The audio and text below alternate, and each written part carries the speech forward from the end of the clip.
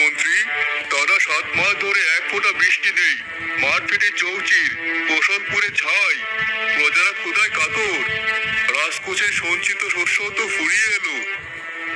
মহারাজ, আমরা আমাদের সাধ্য মতো চেষ্টা করছি, কিন্তু প্রকৃতির উপর তো আমাদের কারো হাত নেই। এ নিশ্চয় সৃষ্টিকর্তার কোনো পরীক্ষা। তাহলে উপায়? আমার রাজ্যের প্রজারা না খেয়ে মারা যাবে, আর আমি অসহায়ের মতো বসে দেখবো? সুবর্ণপুরের রাজা হিসেবে এটা আমার জন্য চরম লজ্জার। আমার নাম বিক্রমাদিত্য। আমি হার মানতে শিখিনি। মহারাজ, যদি অনুমতি দেন তবে একটা পুরনো কথা স্মরণ করিয়ে দিতে পারি। কি কথা? এই মুহূর্তে যে কোনো উপায় আমার কাছে মূল্যবান। বলো, কি বলবে?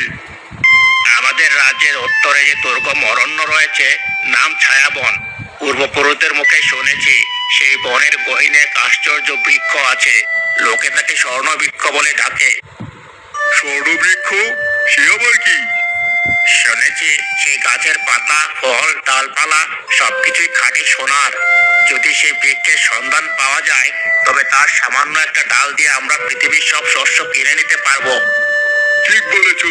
আমি এই মুহূর্তেই ঘোষণা দিচ্ছি, যে ব্যক্তি আমাকে সেই স্বর্ণবৃক্ষের সন্ধান এনে দিতে পারবে তাকে আমি তার ওজনে সমান স্বর্ণ মুদ্রা দিয়ে পুরস্কৃত করব। যাও, সারা রাজ্যে এই ঘোষণা ছড়িয়ে দাও।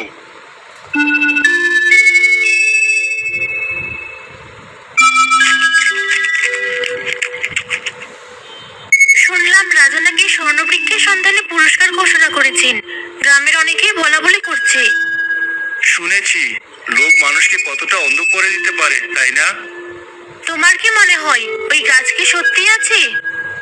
জানি না, তবে যদি থেকেও থাকে, প্রকৃতি যা সহজে দিতে চায় না তা জোর করে কেড়ে নিতে গেলে বিপদ বাড়ে। গ্রামের অনেকেই তো পুরস্কারের লোভে জঙ্গলে যাওয়ার প্রস্তুতি নিচ্ছে। তোমার বন্ধুরাও তো যাচ্ছে। ওরা ভুল করছে লাইলা। আসল সম্পদ তো সোনা নয়, আসল সম্পদ হলো এই মাটি, এই বৃষ্টি, এই বাতাস।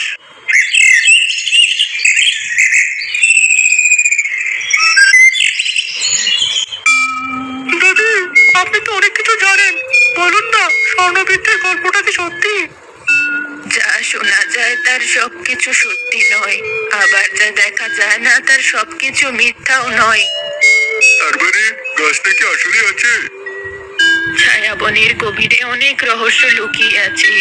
স্বর্ণবৃক্ষ হয়তো তেমনই এক রহস্য, কিন্তু মনে রাখিস, যে রহস্য সৃষ্টিকর্তা আড়াল করে রেখেছেন তার পেছনে কোনো কারণ থাকে। আমরা তো শুধু রাজ্যের ভালোর জন্য যাচ্ছি। গাছটা পেলে রাজার কাছ থেকে পুরস্কার পাবো, দুর্ভিক্ষ শেষ হবে। কোন মন নিয়ে যাচ্ছিস সেটাই আসল কথা। যদি মনে থাকে সেবা, তবে হয়তো পথ পাবি। আর যদি মনে থাকে লোভ, তবে ছায়াবন তোকে গিলে খাবে। যে লোভ নিয়ে যায় সে শূন্য হাতে ফেরে, অথবা কখনোই ফেরে না। যুবকরা মায়ার কথার গভীরতা না বুঝে হাসাহাসি করতে করতে চলে যায়।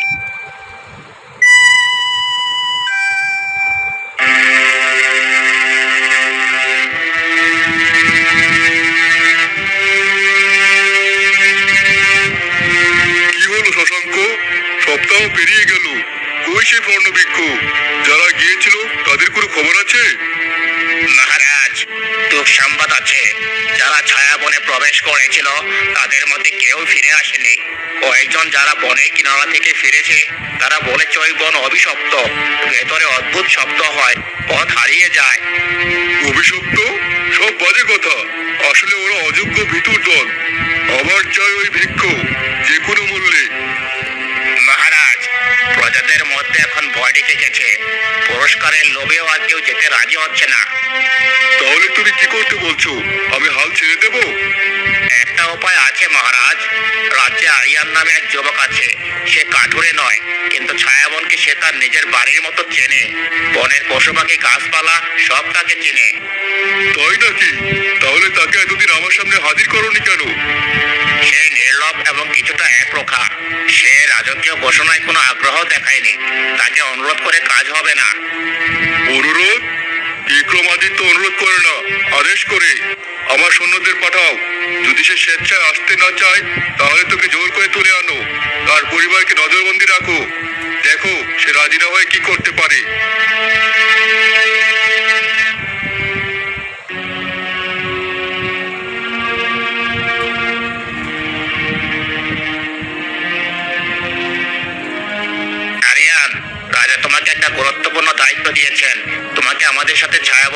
স্বর্ণবৃক্ষের পথ দেখাতে হবে। আমি আপনাদের আগেই বলেছি আমি যাব না। ওই বন লোভীদের জন্য নয়। তোমার মতামত এখন আর গুরুত্বপূর্ণ নয়। তুমি যাবে কারণ রাজা তাই চান। আর যদি না যাও তবে তোমার এই প্রিয় মানুষটি কি হবে তা আমি বলতে পারছি না। না না, ওকে ছেড়ে দিন। আমরা গরিব মানুষ, আমাদের দিয়ে আপনাদের কি হবে? শশাঙ্ক, তুমি এত নীচ! একজন নিরীহ নারীর উপর অত্যাচার করতে তোমার লজ্জা করে না? রাজার আদেশের কাছে লজ্জা সারাম কিছুই নেই। এখন সিদ্ধান্ত তোমার। হয় তুমি পথ দেখাবে আর না হয় তোমার স্ত্রীকে রাজার ক্রোধের শিকার হতে হবে। ঠিক আছে, আমি যাব, কিন্তু আমার একটা শর্ত আছে। বলো। আমার স্ত্রী এবং আমার গ্রামের মানুষদের কোনো ক্ষতি করা হবে না। আমি ফিরে না আসা পর্যন্ত তারা নিরাপদে থাকবে। বেশ, তাই হবে।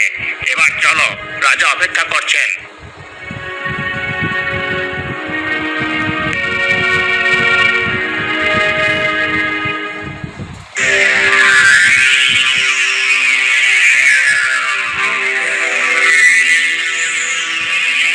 মন্ত্রী মশাই, জায়গাটা কেমন যেন ভুতুড়ে, দিনের বেলাতেও অন্ধকার।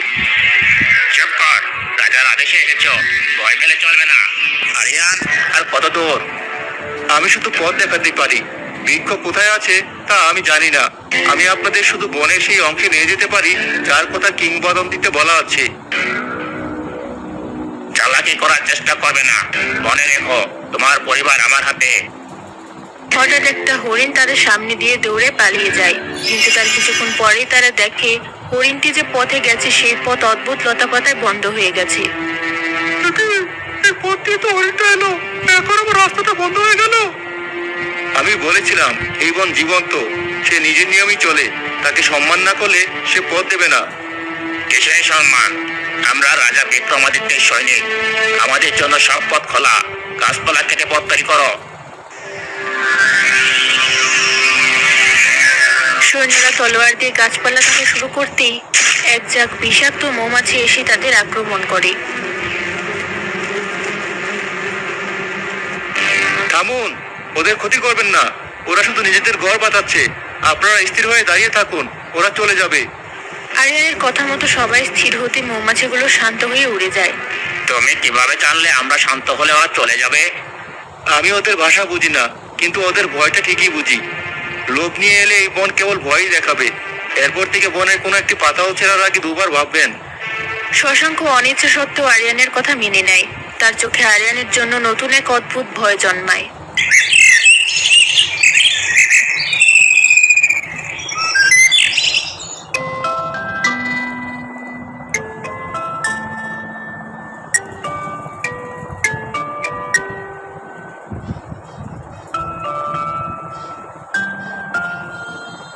পেয়েছি, আমরা পেয়ে গেছি। মহারাজ, আপনার স্বপ্ন সত্যি হয়েছে। কি অপূর্ব! আমার জীবনে এমন কিছু দেখিনি। এত সৃষ্টিকর্তার এক অসামান্য সৃষ্টি। আর কোনো কথা নয়, এখনই গাছের ডাল ভাঙা শুরু করো। যতটা পারো সোনার সাথে নাও। রাজা এই খবর শুনলে আনন্দে আত্মহারা হয়ে যাবেন। সৈন্যরা লোভের বশে ছুটে গিয়ে গাছের ডাল ভাঙতে শুরু করে। আরিয়ান অসহায়ের মতো দাঁড়িয়ে থাকে। থামুন, আপনারা কি করছেন বুঝতে পারছেন? এটা কোনো সাধারণ বৃক্ষ নয়। এর সাথে এমন আচরণ করবেন না, এর ফল ভালো হবে না। চুপ করো মূর্খ। দেখছো না এই খাঁটি সোনা? এই দিয়ে আমরা দুর্ভিক্ষ দূর করব। তুমি আমাদের পথ দেখিয়েছো, তোমার কাজ শেষ।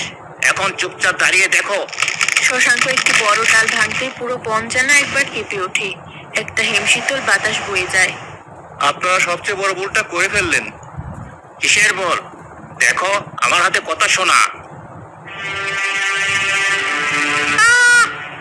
মন্ত্রী মশাই, আমার পানির পাত্র, পানি সব বালি হয়ে গেছে। সবাই নিজেদের পানির পাত্র বের করে দেখে সব পাত্রের পানি শুকিয়ে বালি হয়ে গেছে। সাথে থাকা ফল, রুটি সবকিছু চোখের সামনে পচে গলে যাচ্ছে। কি হচ্ছে? আমাদের খাবার সব নষ্ট হয়ে গেল। কিভাবে সম্ভব? এসব কি হচ্ছে আরিয়ান? আমি বলেছিলাম আপনারা বৃক্ষের সাথে যা করছেন এটা তারই প্রতিফল। আপনারা এর প্রাণ কেড়ে নিয়েছেন, তাই প্রকৃতি আপনাদের থেকে বাঁচার রসদ কেড়ে নিচ্ছে। এটাই স্বর্ণবৃক্ষের অভিশাপের শুরু। অভিশাপ? বাজে কথা। আমাদের কাছে সোনা আছে, আমরা ফিরে গিয়ে সব কেড়ে নিতে পারবো। এই বন থেকে বেরোতে পারবেন তো? যে বন আপনাদের জল আর খাদ্য কেড়ে নিয়েছে সে আপনাদের পথ দেবে বলে মনে করেন? সৈন্যদের মুখ ভয়ে ফ্যাকাশে হয়ে যায়। তাদের হাতে সোনা এখন তাদের হতে থাকে।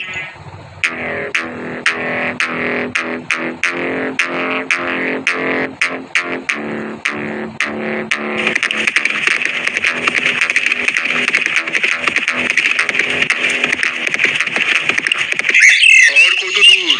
শশাঙ্ক আর আমার 20 সৈনিকেরা কোথায়? মহারাজ, আমরা প্রায় পৌঁছে গেছি। ওই যে আলো দেখা যাচ্ছে, ওটাই স্বর্ণবৃক্ষের স্থান। রাজা তার বাহিনী নিয়ে সেই ফাঁকা জায়গায় পৌঁছান। স্বর্ণবৃক্ষ দেখে তার চোখ ধাঁধিয়ে যায়। তিনি শশাঙ্ক এবং বাকি সৈনিকদের দেখেন। তারা ক্ষুধার্ত, তৃষ্ণার্ত এবং বিধ্বস্ত অবস্থায় সোনার স্তূপের পাশে বসে আছে। শশাঙ্ক, তুমি পেরেছো। তুমি আমার মুখ রক্ষা করেছো। মহারাজ, আমরা অভিশপ্ত। কিসের অভিশাপ? আমি তো দেখছি আমার সামনে পৃথিবীর সবচেয়ে বড় সম্পদ। আরিয়ান কোথায়? ওই জ্ঞানী ছেলেটা কোথায়? মহারাজ, আমি এখানেই আছি আর আপনাকে মিনতি করছি, আপনি মন্ত্রীমশাইয়ের মতো একই ভুল করবেন না। এই বৃক্ষ সম্পদ নয়, এটি একটা পরীক্ষা। পরীক্ষা? কার পরীক্ষা? সৃষ্টিকর্তার। তিনি তো আমাকে এই সম্পদ দিয়েছেন, কারণ আমি এর যোগ্য। এই বৃক্ষ আজ থেকে আমার, সুবর্ণপুরের সম্পত্তি।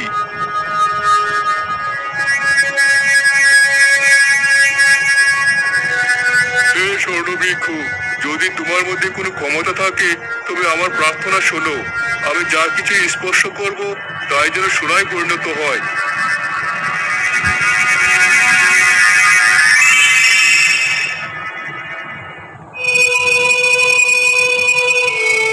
মহারাজ, এ আপনি কি করলেন? আমি যা করেছি তা ইতিহাসের পাতায় লেখা থাকবে। রাজা পাশে থাকা একটি পাথরের টুকরো স্পর্শ করেন। সাথে সাথে সেটি একটি সোনার টুকরোতে পরিণত হয়। সৈন্যরা উল্লাসে ফেটে পড়ে। দেখলে আমার ক্ষমতা? এখন আমার রাজ্যে কোনো অভাব থাকবে না। রাজা আনন্দে তার নিজের তলোয়ার স্পর্শ করলে সেটাও সোনা হয়ে যায়। তারপরে তার তৃষ্ণা পেলে তিনি এক সৈনিকের হাত থেকে পানির পাত্র নিতে যান। যে মুহূর্তে তিনি পাত্রটি স্পর্শ করেন, পাত্র এবং তার ভেতরের পানি সহ সোনায় পরিণত হয়। এ কি? আমার পানি? মহারাজ, আপনি ক্ষমতা চেয়েছিলেন, সৃষ্টিকর্তা আপনাকে ক্ষমতা দিয়েছেন, কিন্তু আপনি ভুলে গেছেন সোনায় ক্ষুধা মেটে না, তৃষ্ণাও মেটে না। আপনি যা চেয়েছেন তাই পেয়েছেন। রাজা বিক্রমাদিত্য আতঙ্কিত চোখে নিজের হাতের দিকে তাকান। যে হাত দিয়ে তিনি সবকিছু সোনা বানাতে পারেন, সেই হাত দিয়ে তিনি এখন এক গ্লাস পানিও পান করতে পারবেন না। তার বিজয় উল্লাস এক মুহূর্তে ভয়ঙ্কর আর্তনাদে পরিণত হয়।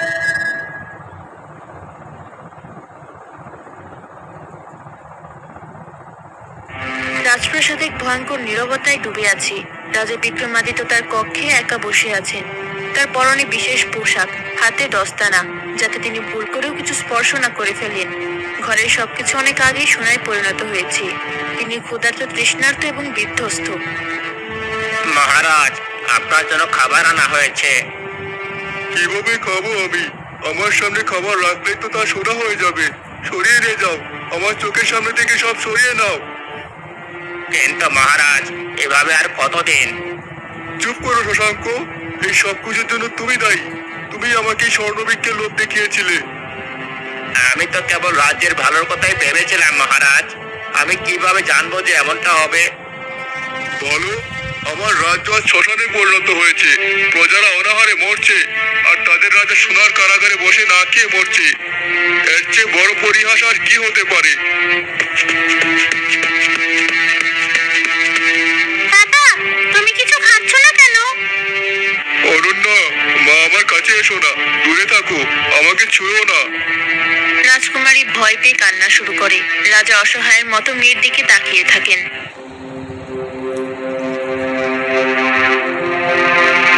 আরিয়ান, তুমি একমাত্র রাজাকে সতর্ক করেছিলে।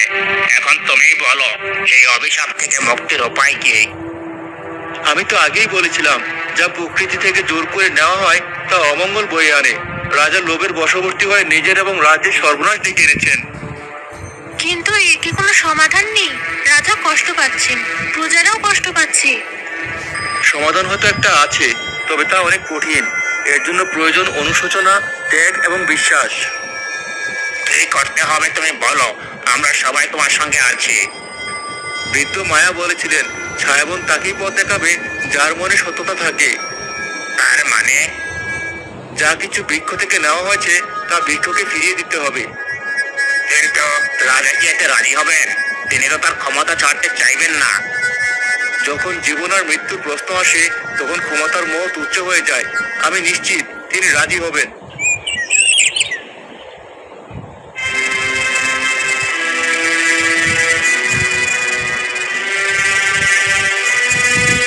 তুমি এসেছো আরিয়ান, আমি জানতাম তুমি আসবে। বলো, আমাকে এই নরক থেকে বাঁচানোর কোনো উপায় আছে? মহারাজ, উপায় একটি, আপনাকে অনুতপ্ত হতে হবে। আমি অনুতপ্ত আরিয়ান। আমি আমার ভুলের জন্য প্রতি মুহূর্তে হেনস্থা হচ্ছি। এই সোনা আমার কাছে বিষের মতো মনে হচ্ছে। তাহলে আপনাকে একটি কাজ করতে হবে। স্বর্ণবৃক্ষ থেকে আনা প্রতিটি সোনার কোনা তার কাছে ফিরিয়ে দিতে হবে। আপনার স্পর্শে যা কিছু সোনা হয়েছে সবকিছু ফিরিয়ে দিতে হবে। এ অসম্ভব। এত সোনা আমরা ফিরিয়ে দেব? রাজ্যের সব সম্পদ? যে সম্পদ জীবন কেড়ে নেয় তা সম্পদ নয়, অভিশাপ। আমি মুক্তি চাই। একটি বিশাল সমগম ছায়াবনের দিকে এগিয়ে চলেছে। গরুর গাড়িতে করে স্বর্ণবৃক্ষ থেকে আনা সোনা এবং রাজপ্রাসাদের সোনা হয়ে যাওয়া জিনিসপত্র নিয়ে যাওয়া হচ্ছে। রাজা বিক্রমাদিত্যকে একটি পালকিতে করে নিয়ে যাওয়া হচ্ছে, যাতে তার পা মাটি স্পর্শ না করে। আরিয়ান মিছিলের সামনে পথ দেখিয়ে নিয়ে চলেছে। আরিয়ান, তোমার কি সত্যি মনে হয় এতে কাজ হবে যদি বৃক্ষ আমাদেরকে ফিরিয়ে দেয়? বিশ্বাস রাখতে হবে মন্ত্রী মশাই। আমরা কোনো দাবি নিয়ে যাচ্ছি না, আমরা ক্ষমা চাইতে যাচ্ছি। আরিয়ান ঠিক বলেছে শশাঙ্ক। আমি আমার জীবনে অনেক বড় ভুল করেছি। আমি ভেবেছিলাম সম্পদই শক্তি, কিন্তু আমি এখন বুঝতে পারছি সন্তুষ্টি হলো সবচেয়ে বড় শক্তি। তারা স্বর্ণবৃক্ষের কাছে পৌঁছায়। গাছটি এখনো নিষ্প্রাণ সোনার মতো দাঁড়িয়ে আছে, কিন্তু তার চারপাশের পরিবেশ আরো বেশি থমথমে। মহারাজ, এবার আপনার পালা। আপনাকে সৃষ্টিকর্তার কাছে মন থেকে ক্ষমা চাইতে হবে। হে সৃষ্টিকর্তা, আমি এক মূর্খ লোভী বান্দা। তুমি আমাকে স্বর্ণবৃক্ষের মাধ্যমে যা দিয়েছিলে আমি তাতে সন্তুষ্ট থাকিনি। আমি আমার ভুল বুঝতে পেরেছি। আমি প্রতিজ্ঞা করছি আর কখনো সম্পদের পিছনে ছুটবো না। আমি তোমার সৃষ্টির সেবা করব। রাজার প্রার্থনা শেষ হতেই শ্রদ্ধার সাথে প্রজারা এক এক করে সোনার ডালপাতা এবং অন্যান্য জিনিসপত্র বৃক্ষের গোড়ায় রাখতে শুরু করে।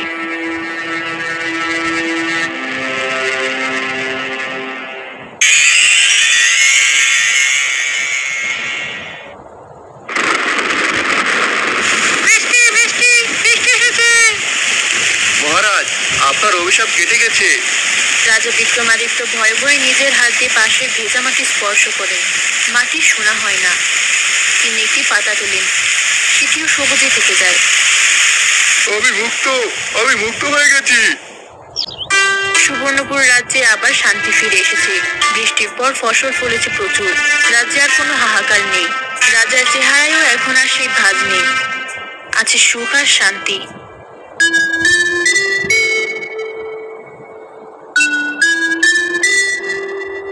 এখন আর কেউ ওই বনকে ভয় পায় না। সবাই বলে ওটা নাকি এখন এক পবিত্র বন। বন আগেও পবিত্র ছিল, পরেও থাকবে। শুধু মানুষের দেখার দৃষ্টি বদলেছে। লোভের চোখে দেখলে যা অভিশপ্ত মনে হয়, ভালোবাসার চোখে দেখলে তাই আশীর্বাদ হয়ে ওঠে।